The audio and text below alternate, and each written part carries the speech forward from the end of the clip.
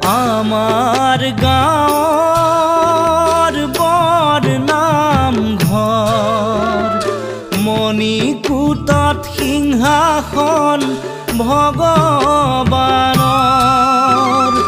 আমাৰ গাঁৱৰ বৰ নামঘৰ মণিকূটত সিংহাসন ভগৱানৰ।